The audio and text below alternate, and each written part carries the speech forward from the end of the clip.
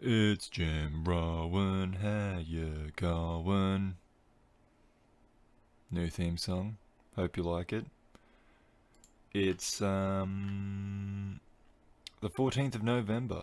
It's a beautiful, clear-skied, blue and sunny Saturday morning, and there is wrestling to speaks abouts.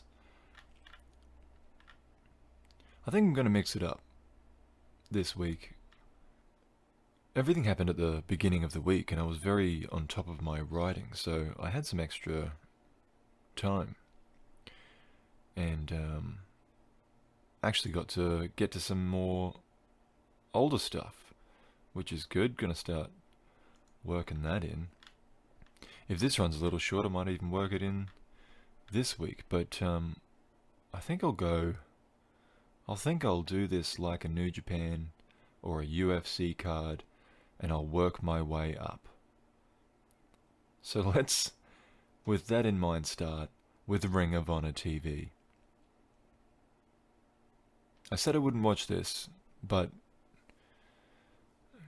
I had the extra time. I hurt my back this week, and I had a day off work, so most of that day was spent in bed. But I did have a bit of extra time to watch some wrestling, so I thought, let's give him a go. And it starts with Jonathan Gresham, who became the Ring of Honor Pure Champion last week with a submission victory over Tracy Williams. And he says that his legacy will continue his legacy will be to continue the pure wrestling tradition. Jay Lethal and oddly Tracy Williams is standing behind him in support. This would have been right after the match. You can tell by how red Williams's chest is. I guess he's just, I don't think they're enemies, but if you lost a big match like that, it seems kind of odd that you would be, I don't know, then willing to just go stand behind the winner and be like, yeah, I like what he's saying. I don't know. Maybe there's something there that I'm missing, that they're together in some way that I wasn't aware of. But Quinn McKay confirms the Pure Rules matches will continue tonight. But the main event will be a couple of their top players. McKay says, Ring of Honor innovates, they do not imitate. I had a whole rant about them being an imitation last week, but it's a good motto. So, the Pure Rules match is Dak Draper versus Brian Johnson. And I will say, the interviews from the first round of the tournament are back. So I was excited to see that because those were really good. And this one was good too. Draper's an arrogant young man, and he does it pretty well.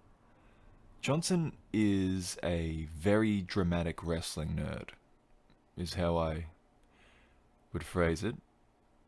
He's got a very aggressive handshake, and he just won't shut up. He starts with a punch, too, and he just gets a warning straight away. So, in line with the gimmick, I guess, he hits a shoulder tackle off the middle rope then, which is... He did it quickly. It was reasonably realistic within this context, but it's still not aligned with the pure philosophy. Like, why are you doing that in a pure match?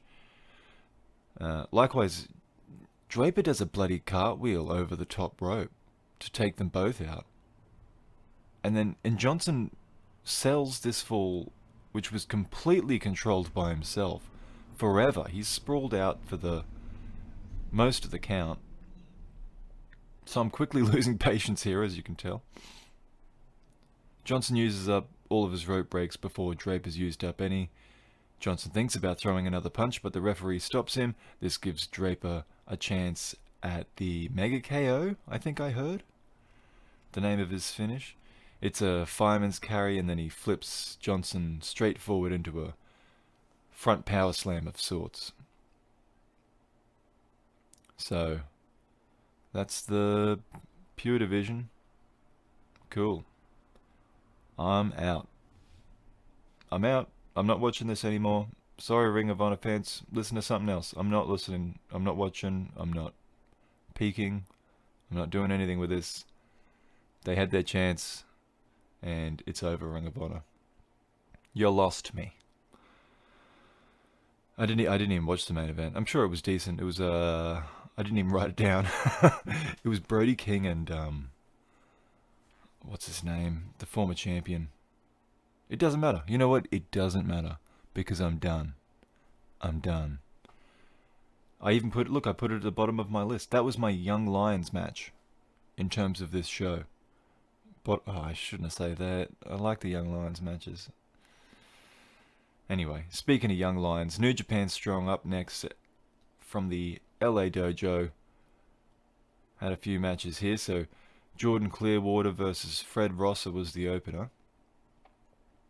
Time for the golden era, he says, which is pretty close to gimmick infringement from Golden Boy Clearwater. Kevin Kelly says he is a financial planner by day. This is Clearwater. And he's got the body for it, slim fella.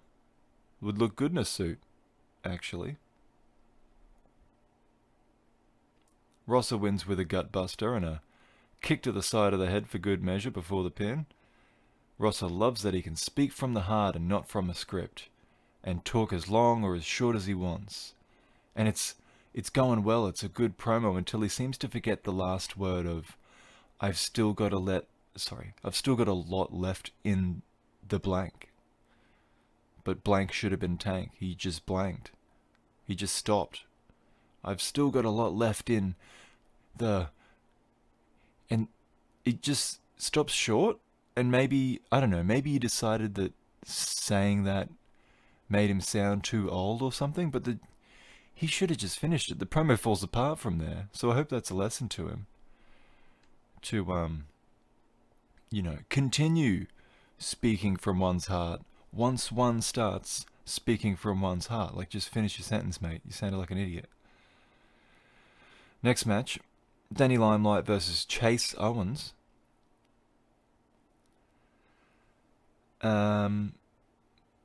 I noted here that I think it makes a big difference to my demeanor when I'm watching this with the sound off. Because I was like, in particular, not listening to Kozlov's commentary.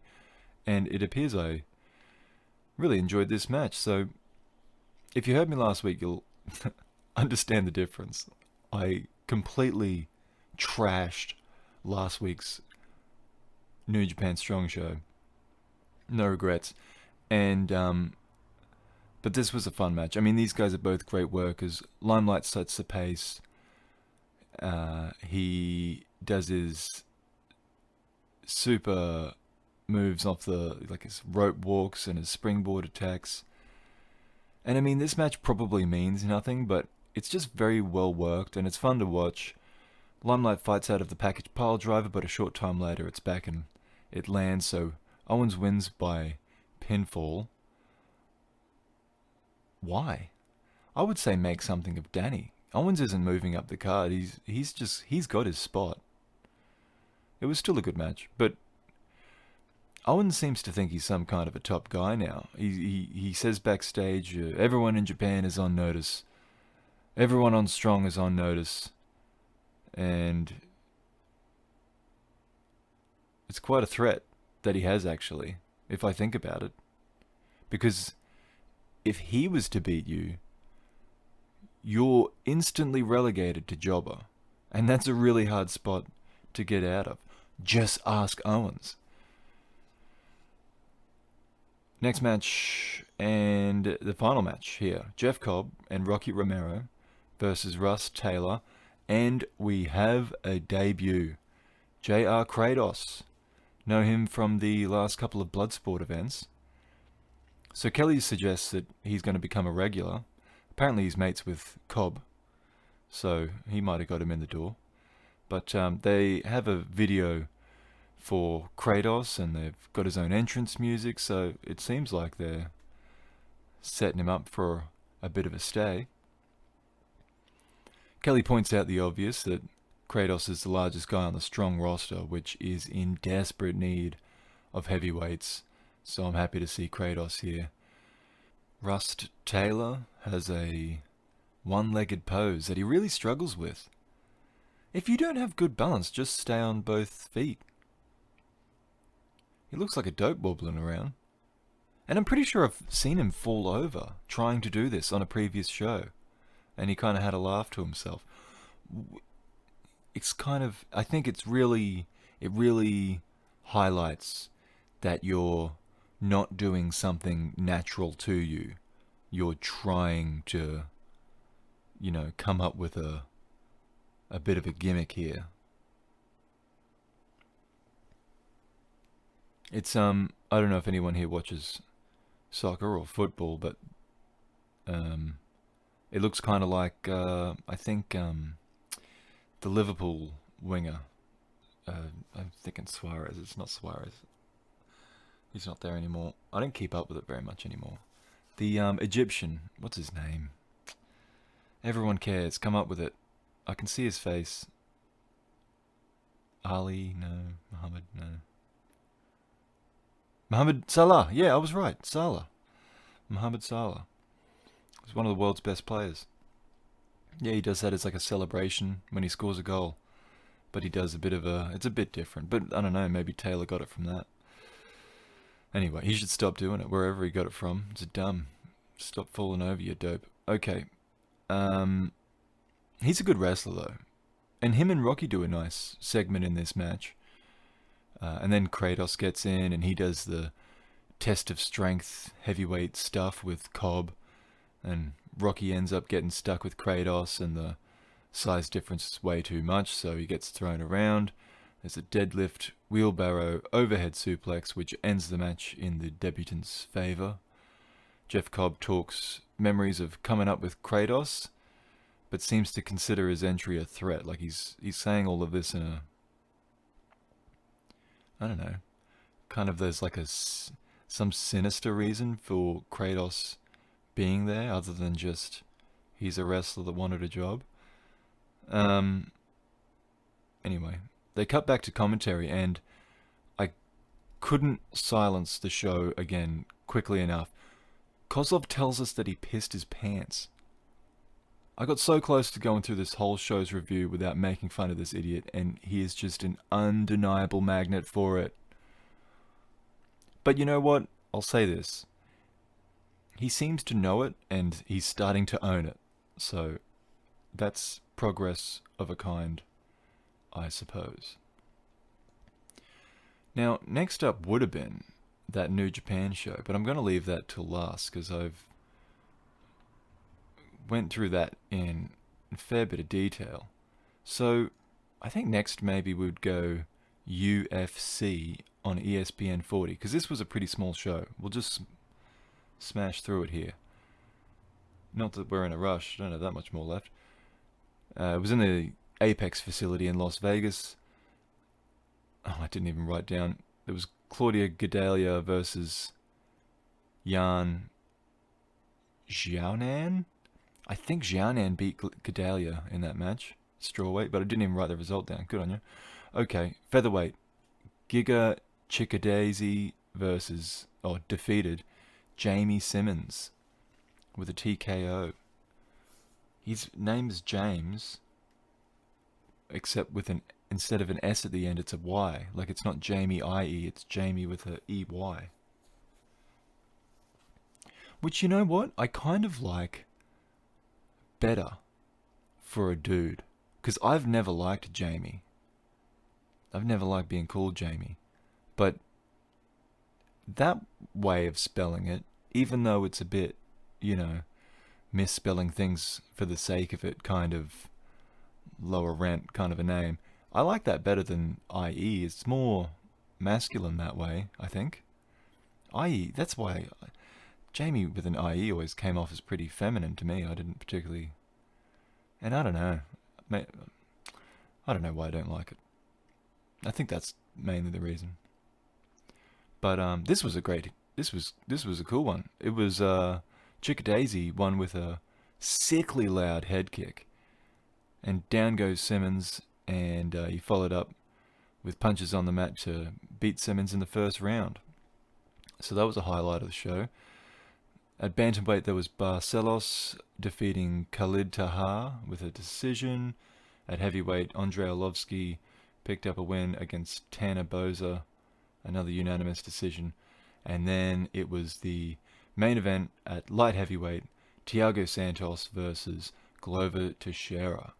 So Santos Maheta, it was his return after tearing his ACL, MCL, PCL, and meniscus in his left knee. So basically, during the fight with John Jones, his left knee went home. Like, it was just completely removed. That sounds like exactly what a surgeon would do if he was, for some reason, removing one's knee. Okay, we've got to snap this, and out it pops. So, I don't know how he finished that fight. He's an absolute animal. But he came really close to beating John Jones. He came close to becoming the champion. And I think that happened in the first round. It was really early on in the fight where he busted his knee. And he's just a savage, so he keeps going. Yeah. And it's been... Oof.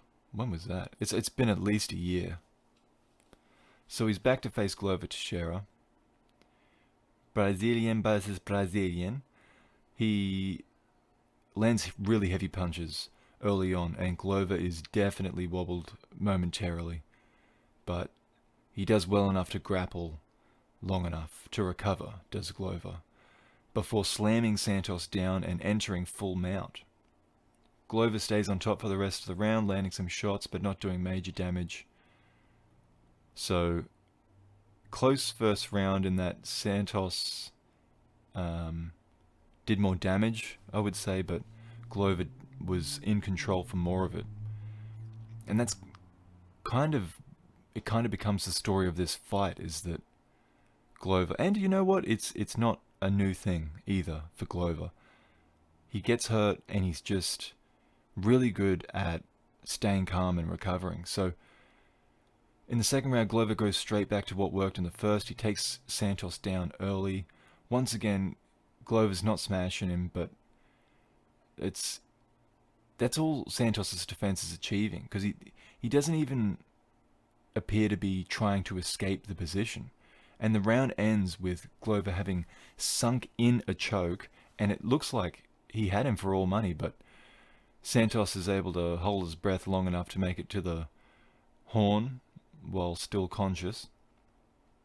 So third round, Santos connects at the beginning of the third with a left hook, and Glover goes down this time. Santos gets on top, and unlike Glover, he just goes for the kill with elbows and punches, and it looks like Glover's done for a moment, but somehow he just pops out. Like, I don't even know how he did it. I would like to learn it. He just somehow gets Santos's back, and he just sinks that choke back in. And this time, there's no horn to save him. Santos has to tap out. Unbelievable performance from Glover. Because, you know, there'd be some that had kind of said that his chin was gone. He's not a young man. So, yeah, I mean, Santos is a beast. Surviving his punches and then being able to pull off this victory was really impressive for Glover. And after the match, he says, the winner, Glover, he says Santos has a sledgehammer. He's got sledgehammer power in his hands. This is Glover's 5th win in a row. Anik says that he's likely the number 1 contender. So Glover addresses Dana White, asking for a title shot. He quotes Rocky, "It's not about how hard you hit, it's about how hard you can get hit and keep coming forward." And unfortunately, that's... I don't know. I like Glover. He's a lovely guy, it seems. And he's fun to watch, you know. He's in good fights, but I think if I were the promoter here, I would much rather Santos win, because you can so easily, like you can say, he nearly beat John Jones with one leg. Like, this guy is insane, and he's just got that. He's got a cool nickname. He's got, just kind of that animalistic. It would have been a cool fight, him and Jan Blachowicz, because yeah, he's just a bit more frantic. Glover's more measured, which is good. It still makes for good fights. I don't know. I think Santos is a bit younger as well, a bit more left in the tank, or left in the, as Fred Rosser would say. You know what? I did something new this week. I did something new. AEW had a pay-per-view. It was called Full Gear. I heard good things, and I thought, you know what? Look, we're only 20 minutes into this, and I've only got 2 shows left. And if I didn't watch AEW, I'd only have 1 show left to talk about, so I thought, hell, let's give this a chance. Perhaps I should make my thoughts on AEW clear, because I kind of just avoid talking about the stuff that I don't like too much, because I don't want it to be, wrestling comes in many different forms. I don't want it to all be the stuff that I am more interested in. I'm glad there's stuff out there for different types of, styles and what other people might like.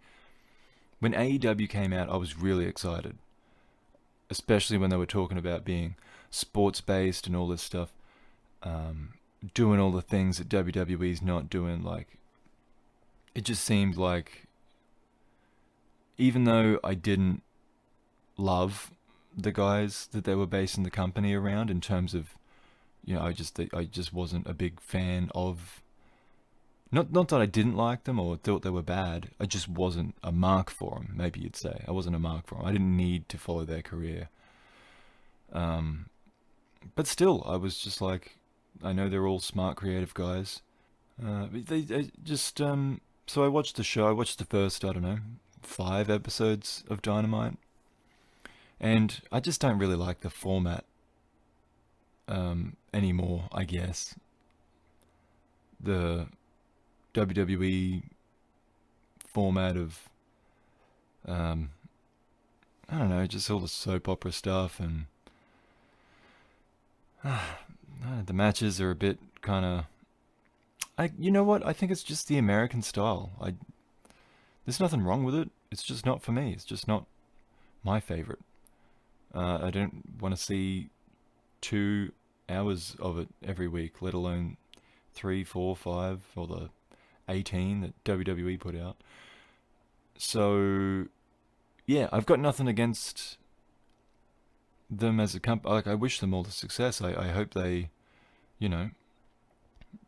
are able to garner an audience and grow and become bigger. But, I'm a supporter of them in that sense. The wrestling doesn't jump out at me as stuff I've got to see. That's all. Okay, so that's my position. And for that reason, I probably started with the wrong match, but I decided, I'll watch the main event. Let's see how the main event went, right? So that's an I Quit match for the AEW World Championship. Eddie Kingston, who I do like, versus Jon Moxley, the champion, who I also like. So they start punching hard early. It started well. I was like, oh, here we go. These guys are laying it in. And then they start rolling around the arena, and before long, they're both bleeding. Mox has a barbed wire bat he pushes into Kingston's face. The thumbtacks come out. They love the thumbtacks. Kingston pours rubbing alcohol in the wounds on Moxley's back after being slammed onto him. Moxley grabs... Oh no, he wraps the barbed wire around his forearm and then locks in a bulldog choke until Kingston quits. So that's the finish there. I don't like these matches anyway, so I probably shouldn't have started with this one. But it was also a spoiler too, because Kenny walks down to the ring and he exchanges words with Moxley off the mic. but it's obvious what's happening there, you know. And then I skipped back a bit and watched MJF and Chris Jericho. I will say this. The fans impressively belt out that Judas song. They love that song. And then, I don't know, these two have a match. It just didn't appeal to me too much. I think because it's more of a story match. MJF just rolled him up, which it kind of came as a bit of a distraction, and I think I heard one of them say it was something like he needed to do anything to win, and so Jericho would have been proud of that. That's all lost on me. I'm not following this. I know that this means that he joins the inner circle, and that includes Wardlow. So now Wardlow and MJF are a part of Jericho's faction. But yeah, I think it was just lost on me because those are very story-orientated guys, and I'm just not following that story. So I'll give them the benefit of the doubt, but I stopped there, to be honest. I stopped there and was like, nah, that's cool. Maybe I'll watch a bit later. And then I heard some good things about a couple of the other matches, and I thought, all right. You know, I hurt my back. I had some extra time. Hell, let's just watch these things. So I pulled up Kenny Omega and Hangman Page, which was the opener, crazily enough. And Don Callis, the name I forgot last week. The Jackal Don Callis. He joined commentary for this match. So Justin Roberts reads out. His read for Omega is ridiculously long. I guess that's part of the gimmick. He's doing kind of a heelish thing, I think. He's got some cute broom girls. That's cool. I like that part. They brawl around the ring for a while. Omega goes for his "You Can't Escape" combo, which includes a stumble, but is successful. Hangman powerbombs Kenny on the ramp. That's at ring height. Like, it's a really short ramp just outside the ring. Powerbombs him on that. Omega hits a ruthless Tiger Driver 98, the double underhook pile driver. There's a couple of huge V triggers. He goes for the one-winged angel, and it looks like Hangman was going to get out of it. He's fighting it, but Omega turns him over anyway, hits it, and wins the match. I guess that was his first attempt at his finish, and he hits it straight away, wins the match.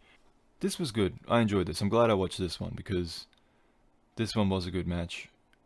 This means that Omega, this was official. It was a #1 contender match. So because I watched the show back to front, I already knew that. But Omega's the #1 contender. And then I didn't get recommended this match, but the next one was Darby Allin and Cody Rhodes. And Allin had Steve-O and Tony Hawk as part of his vignette. And then he arrives to the arena on top of a car, which he smashes the windshield of with his skateboard. So, yeah, I don't know. He's always got something creative like that from the times I've seen him. I like Allin. I think he's got some star quality. And apparently Cody does too, when he's looking to put him over. Cody I like less, but I respect him. And I think he seems to have a good mind for the business. And he does know, I will say this, how to carry himself like a star, which is a skill lacking in this industry for all the talent within it. Cody gets a long introduction, not quite as long as Kenny's, but slightly increased in length by the addition of his newly reacquired surname. So he's announced as Cody Rhodes. Mike Chioda is I think he lost his job as the pandemic started with WWE. So he's joined the referee team. He's in charge of the TNT. That's what this is, the TNT Championship match.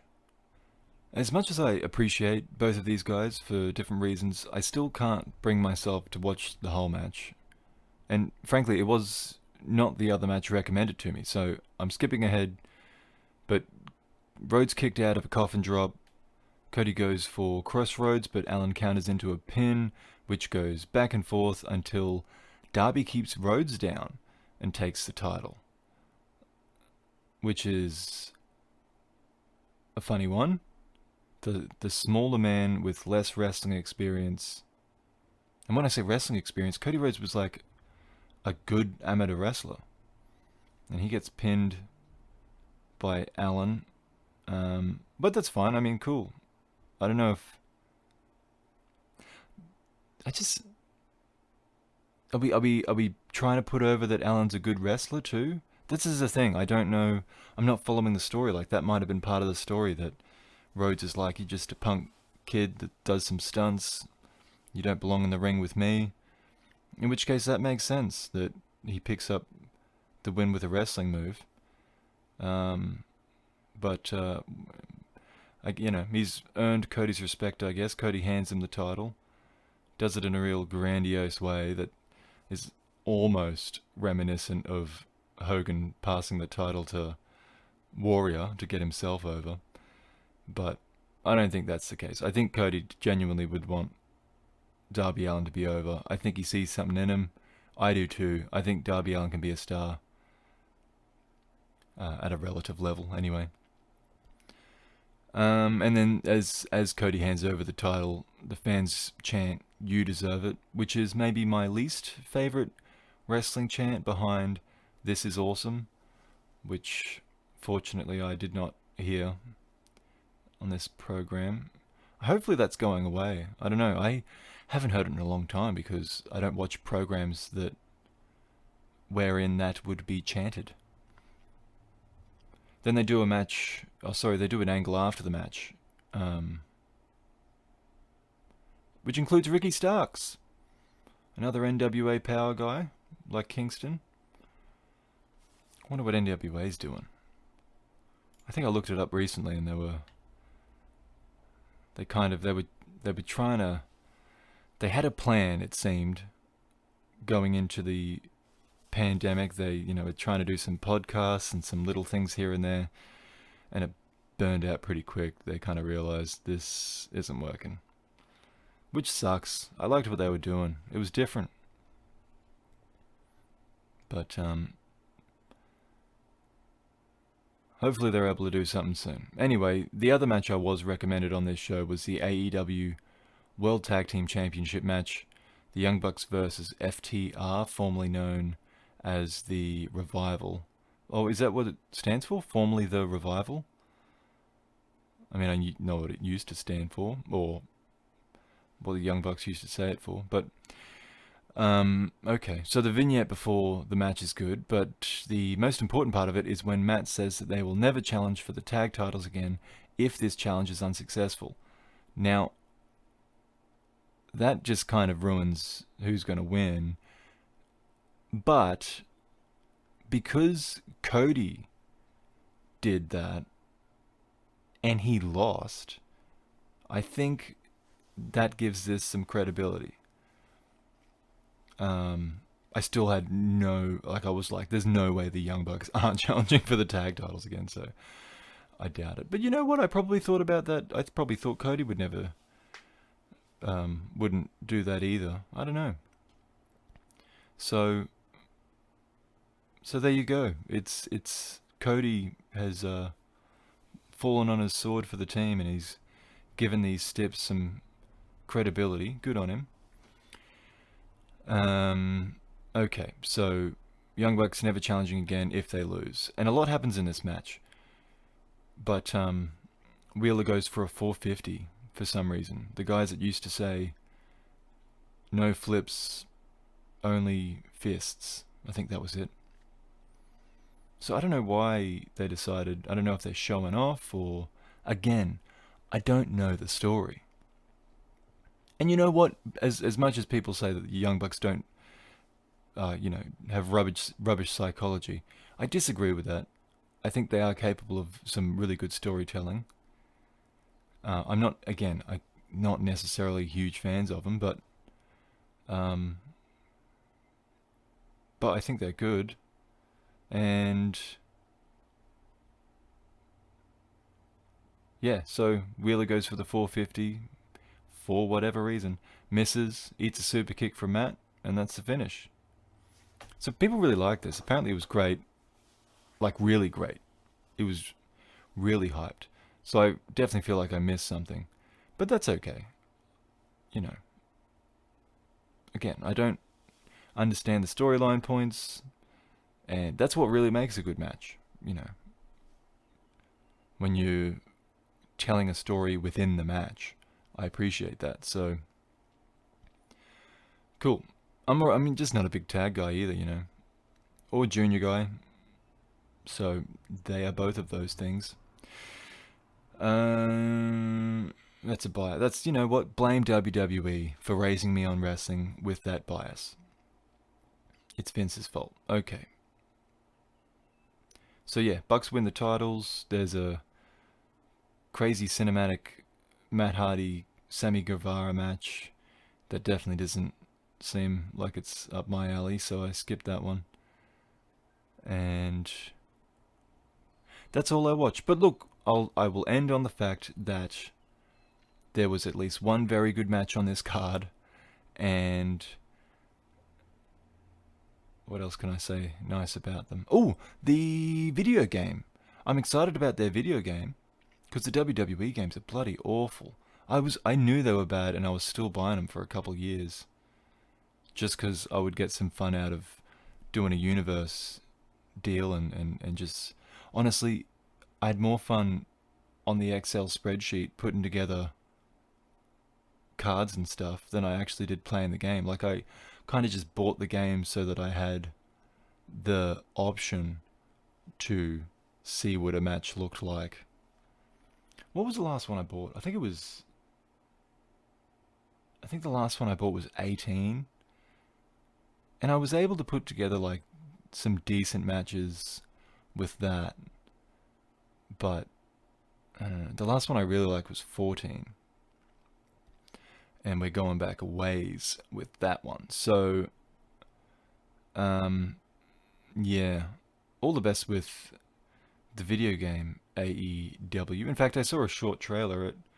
It kind of looked like Legends of Wrestling, or what else did WWE do? They did like a supercard or something like that. Whereas it's just a bit more cartoonish. But that's okay. I don't care too much about the graphics. If it's a fun game and it's got good customization and you know it's got some kind of a mode where I can be a promoter, then I'm on board. You know, happy to support it. But they're fun. They're hard games to start, I think, because there's so many moves, there's so many creation things. Like there's just so much data to pile into those games, and that's why, in part, those WWE games had data from 20 years ago still in those games. Yeah. Anyway, okay. Let's get to the main event, and that is the New Japan Power Struggle show from last Saturday night at the Edion Arena in Osaka. My hope that the promotional packages would now have English captions is dashed as this program begins, but I can still hope for a slow inception of that. Liger and Milano were on Japanese commentary. Kelly, Rocky, and Charlton are online together from different places for the English broadcast. And the arena looks very full for a place that's supposed to have a purposely diminished capacity. Our first match is a no corner pads match for the King of Pro Wrestling 2020 title, I guess. Toru Yano is a champion of that, facing Zack Sabre Jr. Zack walks out pointing out that the pads are on the turnbuckles. Kelly questions the rules as well. Charlton says that they will be removing the pads, probably as part of a ceremony. So my prediction of having to remove the pads themselves as the match type, that was wrong. Yano walks out with all his merch and of course the King of Pro Wrestling trophy that he defends. The Young Lions jump up to remove the turnbuckle pads, and Yano complains that they aren't doing it quick enough. And he's correct, by the way, they take forever. But when it finally happens, Yano starts pleading with Zack to agree not to use the corners, not to send one another into these exposed turnbuckles. Yano sends himself into the corner first when Zack dodges his advance. After a couple more meetings with the exposed turnbuckles, Yano retreats outside to find his padded friends, which he has apparently given names. Kelly asks Rocky which one Yano has in his hands now, and he says Billy at first, and then he corrects himself to Mary, and Charlton asks if Rocky just misgendered that corner pad. I mean, there's not much competition, but that's probably the funniest thing Charlton said on commentary. You could tell he was a bit apprehensive about saying it too, like there was a pause afterwards, like, oop, should I have said that? Yano sends Zack into the barricade and quickly moves into the ring to start securing the pad in the corner. So I didn't explain, but is that the rule that you're supposed to secure the pads? Zack attacks from behind and throws the pad back out of the ring. Zack has an ankle lock on Yano, and the referee starts counting when Yano gets to the ropes, only to restart the count when Zack doesn't stop. So 1, 2, 3, 4, 5. That means disqualification. You got to 5, but he just starts. It's like a mum doing that countdown thing with a kid, and the kid has figured out that there's not actually any punishment after she gets to 0, so he just keeps doing what he. Hey, what are you doing? Stop that. 1, 2. Or I said to 0. 3, 2, 1. Stop. Hey, Billy. 3, 2, 1. So Zack doesn't stop. Yano leaves the ring to grab another pad and manages to secure that one quickly with some tape. So he's taped it back into the corner. Zack runs at him just as the job's done, and Yano dodges him, sending Zack into the padded corner, and Zack is confused for a moment by how unhurt he is as a result, making the crowd laugh. So we know Zack's a funny guy on the mic, but this is quality physical comedy here as well. He's a talented dude, this Zack Sabre Jr.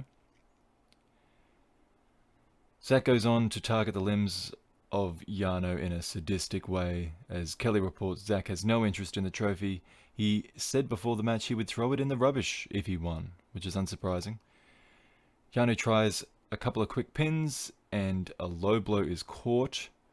They have heel hooks on each other, but Zack's is much better, and the crowd cheer the champion on as he finally makes it to the ropes.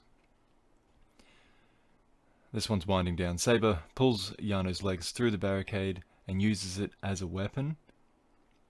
What he doesn't notice, however, is that while he does this, Yano is untying Zack's boot laces.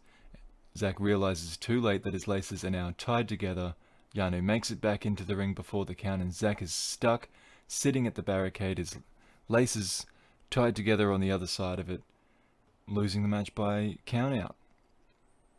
So his countryman, Gabriel Kidd, comes over to try to help Zack, but Sabre wrings his neck in frustration. Yano runs past him up the ramp with a big goofy smile on his face.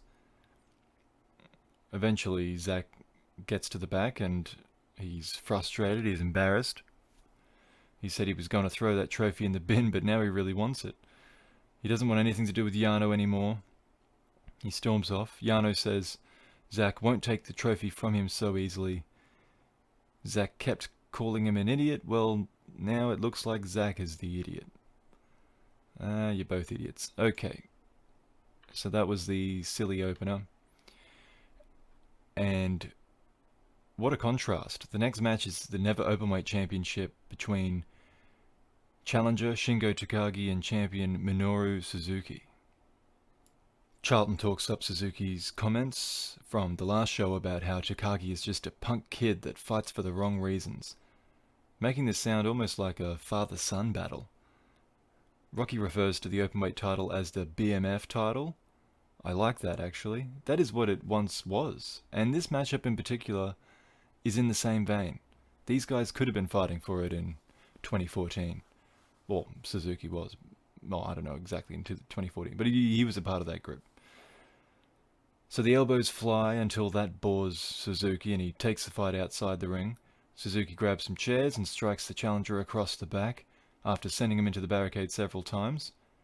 The match moves back into the ring and Shingo starts to mount a comeback, though his back is bothering him greatly. The damage brings out a smile on Suzuki and the fighting spirit battle begins. Suzuki tries a pole driver but eats a DVD only to bounce straight back up. The fighting spirit battle continues with no sells to slams until they both can just take no more and they collapse. Made in Japan is attempted, but appears that Takagi's back gives out. Suzuki puts him in a Boston Crab, obviously targeting his back, and also feeding into the idea that he is a dad-like figure, dominating the junior, because of course that's what all the young lions do, the Boston Crab. So he slaps on a sleeper. Takagi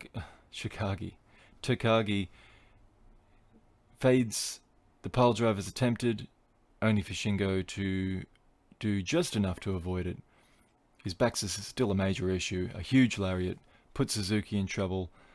Last of the Dragon finishes those troubles. It was a come-from-behind victory for the former new champion, Shingo Takagi, the never openweight champion for the second time, and Charlton suggests that a target is on Shingo's back going into Wrestle Kingdom as wrestlers look for a spot on one of those two cards, which is a good point, because this feud's kind of over now. I don't think they would put them back together again, so yeah, there is a spot there for someone to make a challenge and get themselves a Tokyo Dome spot. Good call out, Charlton. So the promo backstage, Shingo is helped to his seat. He says he's never gone into a match so battered and bruised. His back is shot, but if he is breathing, he is fighting. And even in this state, he won back the title. He says again he's the man to elevate this title and that he does not accept the position that this match was on the card. Shingo says that Suzuki calls himself the king of pro wrestling, but he is the king of dragons. Suzuki doesn't appear for a promo. Third match on the card, Kazuchika Okada versus Great Okan. Ospreay follows Okan out in a suit and glasses. He's looking very dapper. Okada goes up on the turnbuckle to do his pose, but Okan doesn't have that kind of patience. He has some very noisy Mongolian chops to throw. Kelly compares this meeting to Okada meeting Tanahashi after Okada's excursion, coming back to face the big dog. Rocky calls his group the Dumpire. Good one, Rocky. Charlton points out that Okan is somewhat based on Killer Khan, best known in the early 80s with WWF for his feud with Andre the Giant. It's a pretty back and forth match in a way that doesn't really allow it to get going, I feel. But I guess it shows that they're pretty evenly matched. The tombstone lands, money clips locked in. As it happened after their last match, Okan's taped up hand clamps onto Okada's face, and that forces a break to the hold. A big kick knocks Okada down, and the inverted vertical suplex follows. This move's generally been followed by his finish, the Eliminator, but Okan goes for it only for Okada to counter into the money clip again, even if only briefly. Okan clasps that claw around Okada's face again, but once again, as he tries to lift him, Okada spins away, this time coming back with a spinning lariat. The money clip's locked in again, and then after a backbreaker, it's locked in even deeper, leading to a referee stoppage. So Okada defeats the young Okan and now looks to Ospreay. And then if I was O'Khan, I wouldn't have sold so much on the way out, but I guess I'm probably a selfish prick in fairness. He really, I don't know, he sold a lot. And this match was just kind of there. I mean, it wasn't bad, I enjoyed it, but it certainly wasn't a star-making match, if that's what it was meant to be. Okada calls Ospreay into the ring and they square off. Ospreay gives him a golf clap, then grabs the microphone. He says Okada passed the test, which just makes O'Khan look even more like a minion. Ospreay says he used Okada to become more popular and make more money. He says his watch is worth £10,000, then he throws it out into the crowd. He says he wants to defeat Okada at the Tokyo Dome and end his career. Okada takes the mic and says, of all that rambling in English, all he caught was the match being proposed at the Dome, and he is happy to accept. This isn't going to be a brotherly fight. He says he wants to crush Ospreay. Backstage, O'Khan looks in bad shape, but he says he didn't tap out. He doesn't stay to say much other than that. Ospreay says there's always a plan, and the Empire is slowly taking over. He says a fourth man is coming. Okada asks if those things he bragged about really cost what he said they did. All the young ones are after him, he says. He wants to end the career of Okada? Go ahead and try, punk. Ospreay hasn't come close to what Okada has achieved in wrestling. He says again that he will crush Ospreay at the Tokyo Dome. So that's what Okada had to say backstage. And then the Best of Super Junior matches are announced, as are the Super J-Cup matches. Given the former's a round robin and the latter is an elimination, let's focus on the latter. So there's Clark Connors versus TNA's Chris Bay. Sorry, not TNA. Impact. ACH versus TJP in the Battle of Abbreviated Names. Ray Horace of Ring of Honor versus Blake Christian. And the defending champion El Phantasmo versus Leo Rush. My gut reaction was that Phantasmo would meet Connors in the final, but after further thought, they might put more stock in ACH over Clark Connors. They also promote a tag match on the card between Carl Fredericks and Ren Narita against Kenta and Hikuleo. Oh my god. It'll be interesting to see what is going on with Narita.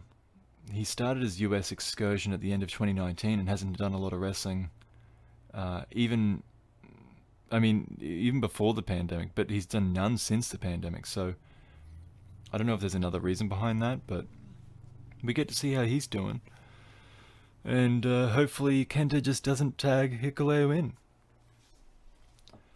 Alright, so we got a IWGP US Heavyweight Championship Right to Challenge contract match between Kenta, the holder, and Hiroshi Tanahashi, who, by the way, yesterday celebrated his 44th birthday. Happy birthday, Hiroshi. So, in this one, Kenta messes up Tanahashi's hair while they're hand fighting at the start of the match, and he keeps doing it, which really starts to annoy Tanahashi, so he runs in and Kenta counters. I guess that was the idea. Tanahashi hits a crossbody and celebrates too early, so does Kenta when he does air guitar strum mockingly, and then Tanahashi gets him. Kenta hangs outside the ring. Tanahashi should be more wary. Kenta grabs the briefcase and he's just waiting with his back against the apron while Tanahashi's having a chat with the referee. Then when Tanahashi moves towards him, clonk, he gets hit in the head with the briefcase. And Marty Asami, the referee, did some weird turn to just make sure he didn't see that. Great refereeing. Kenta controls the match for the next few minutes from there. Tanahashi begins to strike back. Yota Tsuji tries to rally more from the ace, leading to him hitting his first dragon screw and changing the momentum of the match.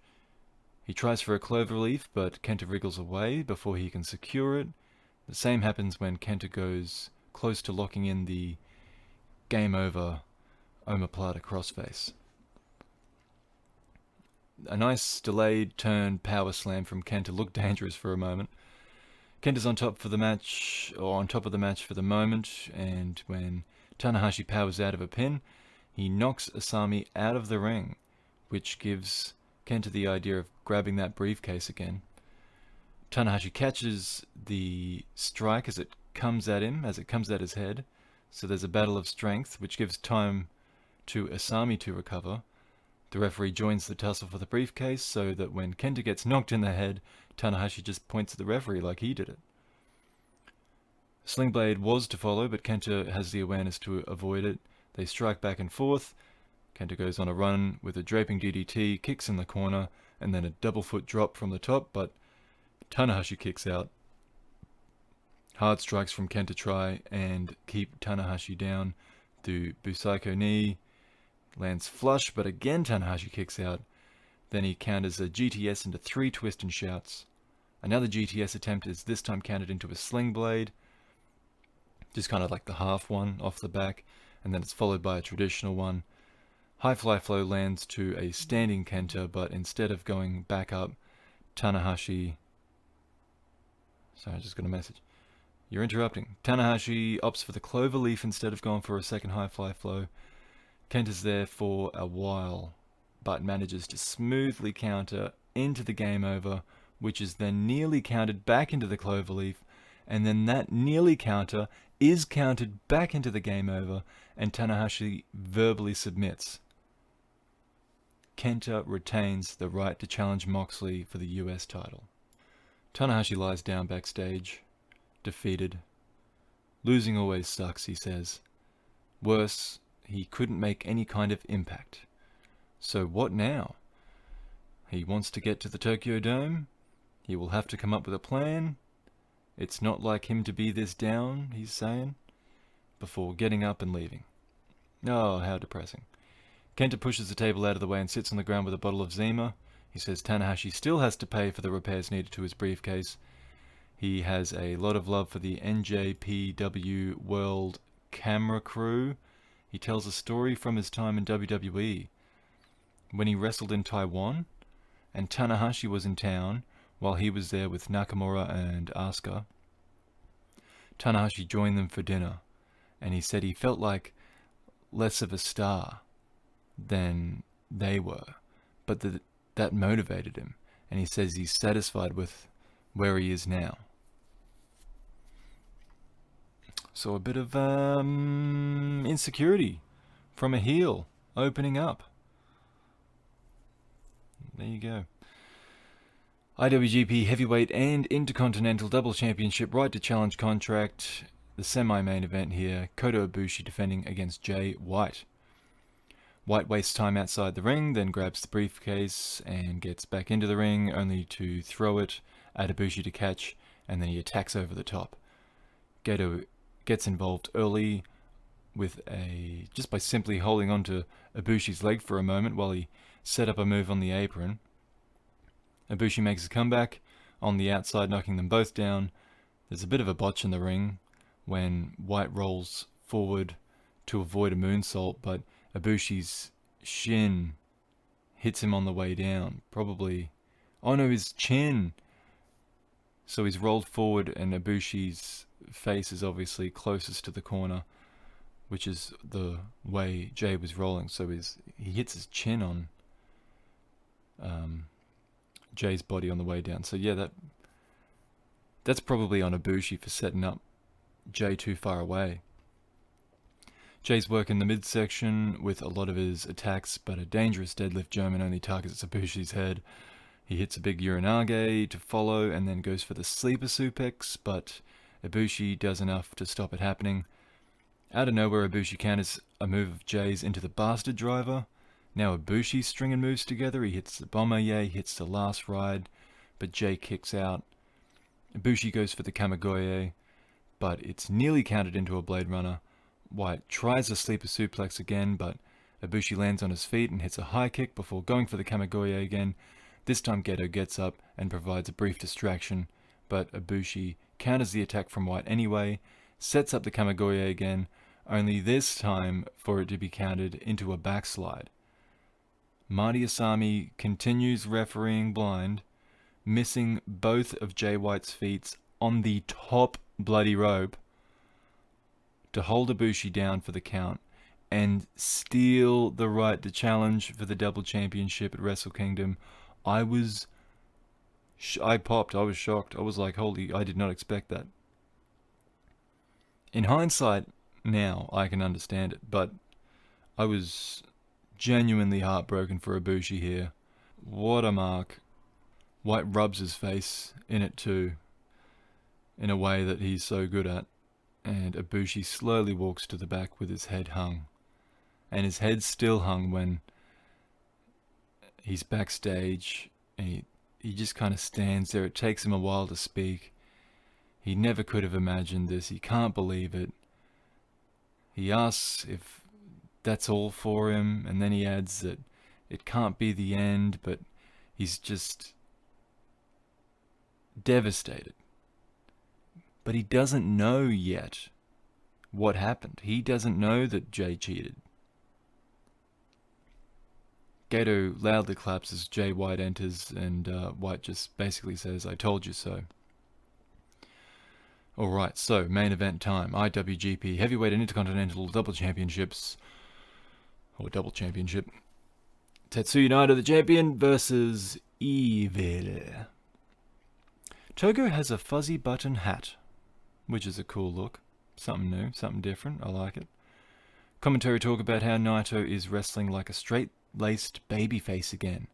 And in contrast, Evil drills Naito into the barricade and pushes the ring announcer off his chair. He sent him flying back. It was similar to, was it Juice Robinson and Jay White at one of the American shows where they knocked JR off his chair and Josh Barnett nearly got in to strangle Jay White. It's kind of like that, except poor Abe doesn't get up to strangle anyone. And minutes later, it happens again. He gets knocked down again, poor guy. Evil doesn't give a dang. So the referee's distracted by the commotion caused by all of this, and Togo takes the chance to hit Naito across the back with a chair. Evil continues the attack of the back, but Naito comes back until a Togo distraction allows Evil back in. That's a lot of backs in one sentence. Togo then distracts the referee long enough for Evil to crack the chair around Naito's neck with another. Naito fights back soon after, but Evil cuts him off again. The match isn't flowing that well, in my mind here. Evil makes use of a padless corner, as created by a sneaky spoiler Togo, before sending Naito off the top of it with a superplex. Next is a Scorpion Deathlock targeting that damaged back. Takes Naito about 60 seconds to make it to the ropes. Darkness Falls gets close to a finish. The first Everything is Evil attempt is countered into a German suplex and then a spinebuster. A huge super Frankensteiner, and then a Gloria from Naito nearly pins Evil. The Destino is dodged. Togo's knocked down as Naito builds momentum, hitting a running Destino, then goes straight for the next one, hitting that as well. He makes the cover, but Togo pulls the referee out of the ring. He then grabs that wire, pulls it tight around Naito's neck, and then Yujiro comes out of nowhere to join the assault. Like, he didn't even come down the ramp. I don't know where he came from. I didn't see him anyway. He stabs Naito in the stomach with his cane. So Sonata runs down, just dressed like he came off a Instagram boat party, and he makes a save. He takes out Togo and Yujiro both. He puts Togo over his shoulder and he headlocks Yujiro and he drags them both out of the arena. Which made me think how great it would be for Sonata to be at ringside for every Bullet Club match. And he can just either drag him out or put him in the Paradise Lock, stop him from interfering. The crowd are really into this though. They're clapping, they're stomping hard. They're trying to wake Naito up and spur him on. The champion and the challenger clash back and forth with forearms. Evil throws Naito's leg into Red Shoes and he goes down again. Evil with a low blow.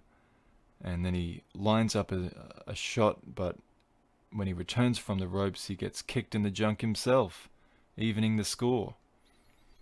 Now, we see Jay White, who walks to the ring, and he gets straight in, and he looks at both men.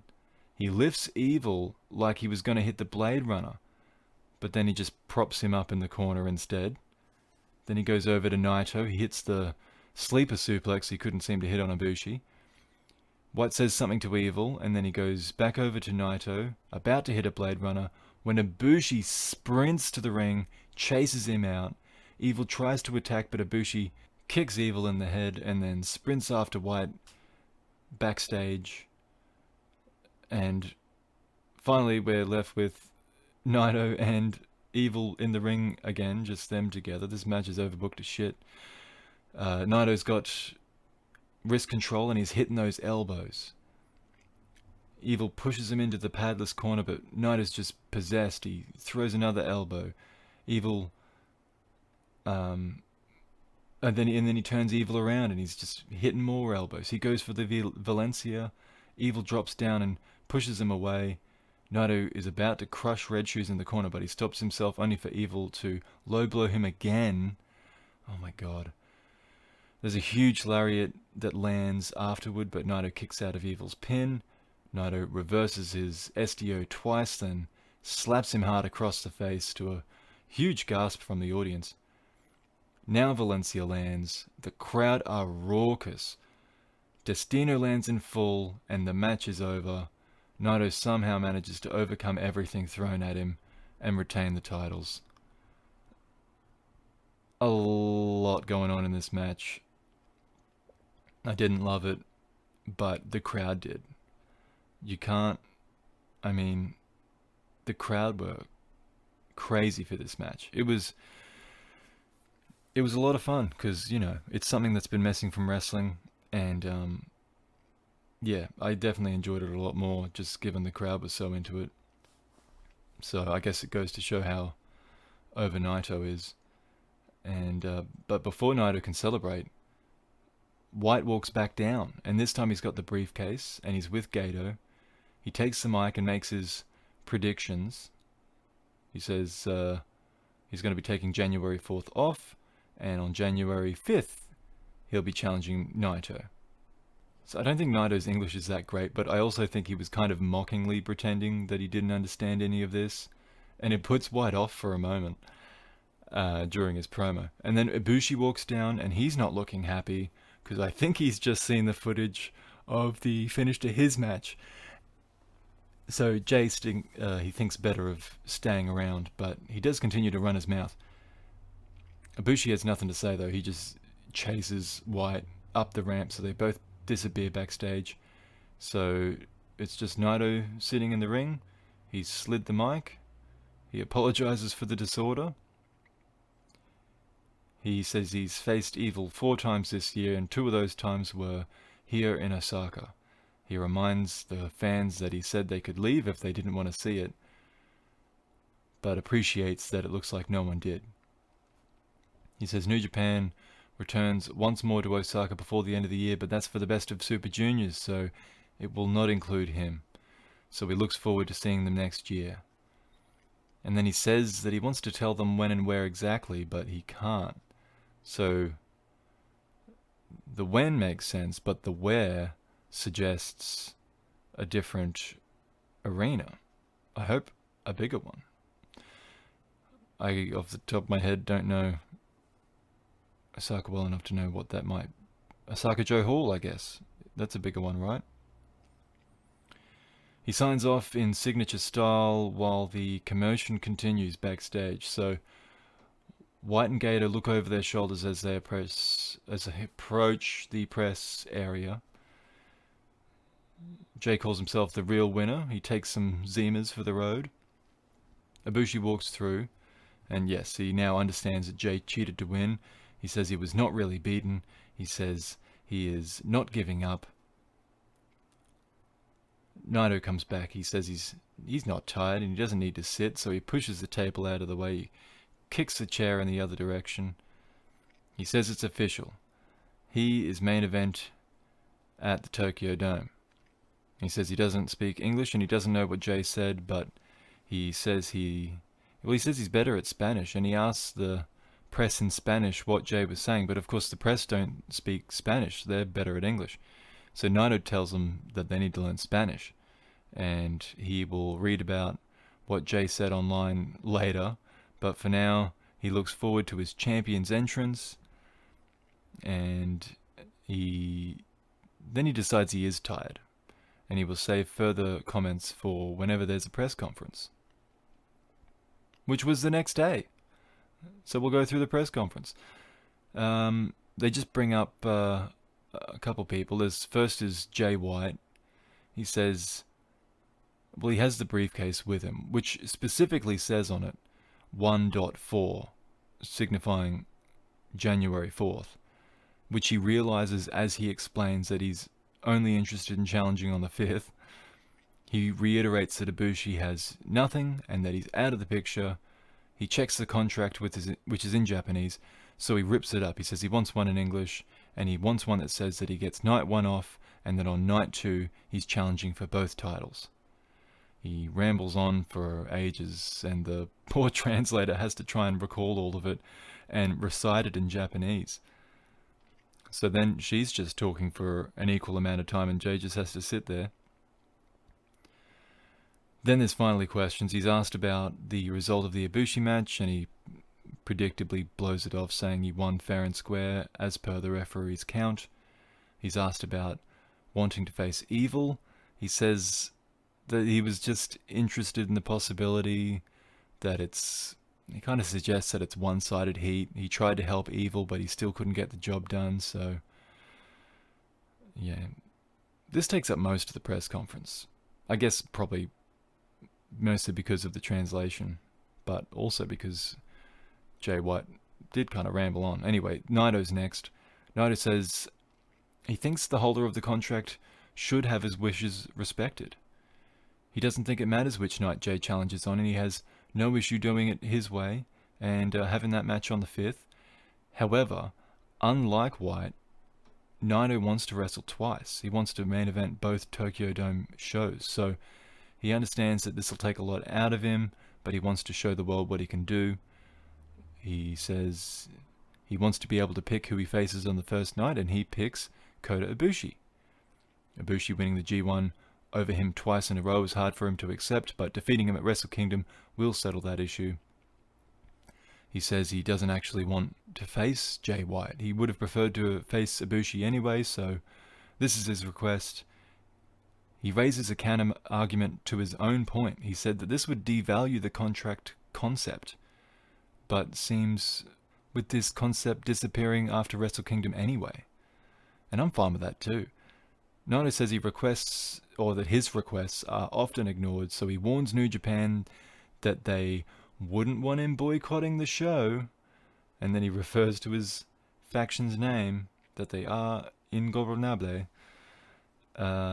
So he leaves after saying there isn't enough press there for him to bother answering questions. Yeah. And then finally, Chairman Sugabayashi says they plan to announce some matches at this event, but given all the changes yesterday and the demands being laid out now, they'll need to reconsider.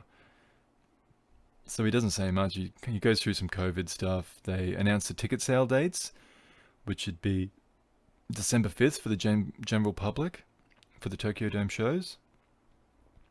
So that's just less than a month for everything to go back to normal in a way that gives me confidence that my flights will go uncancelled and my holiday will be unaffected.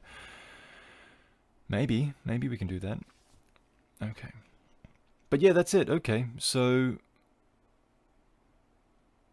wow. We've got Jay White, Tetsuya Naito, Night 2, Kota Ibushi, Tetsuya Naito, Night 1.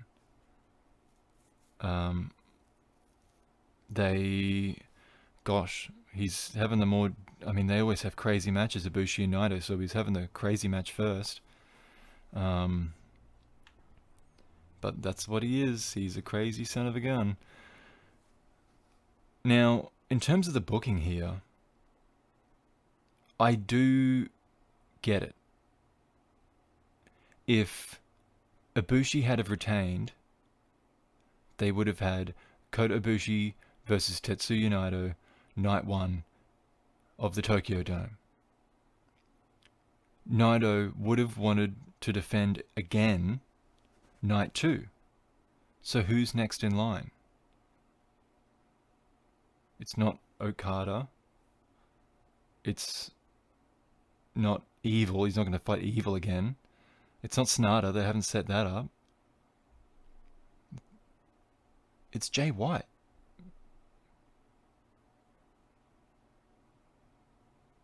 So, well, actually, Kenta beat him too.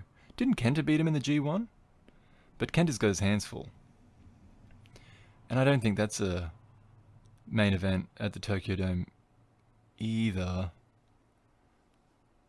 Because I'd say Kenta and Jay White are on a somewhat similar level of heel, although Jay White's a former champion, former IWGP champion, so I think he's got the edge.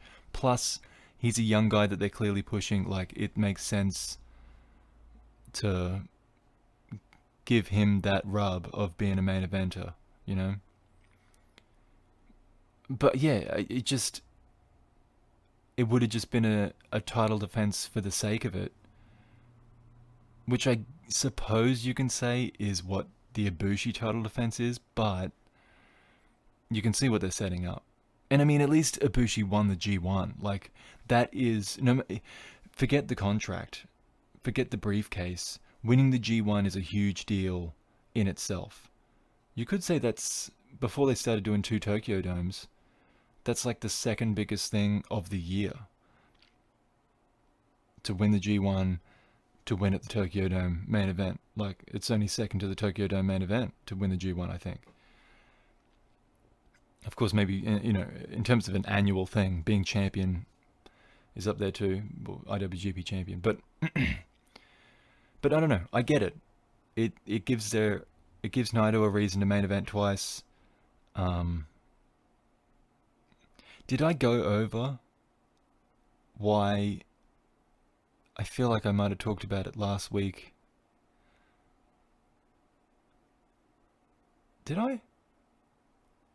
Because people are saying, well, why don't you do the Intercontinental Championship defense night 1 and then the heavyweight title defense night 2? But that doesn't make any sense to me. Because first of all, okay, who's in line for the Intercontinental title then? And the answer is, the answer is Jay White or Kota Ibushi. I guess it would have been, given the result, it still would have been Kota Ibushi, because that's the thing about the Intercontinental title. It doesn't mean anything. It's just, okay, who's just out of the heavyweight title picture? Okay, you can be IC champion. Like, it's not a division. It's not a champion of anything. It's a useless title, and they've got too many titles as it is. So it just means instead of Naito defending both of his belts against Ibushi, he just defends the IC belt against Ibushi. For what reason? To split them up? Okay. For what reason? What are you going to use the IC belt for? Plus, now Ibushi has defeated the heavyweight champion, and all he got for it was the Intercontinental Championship. Isn't he going to want a shot at the heavyweight championship now, given he just beat the heavyweight champion? And now you have your heavyweight champion going into a main event at the Tokyo Dome off a loss? You're telling me this makes more sense than just Jay White taking the briefcase? Who cares about the contract thing? Sucks. I don't even, like I said, I don't want it to stay.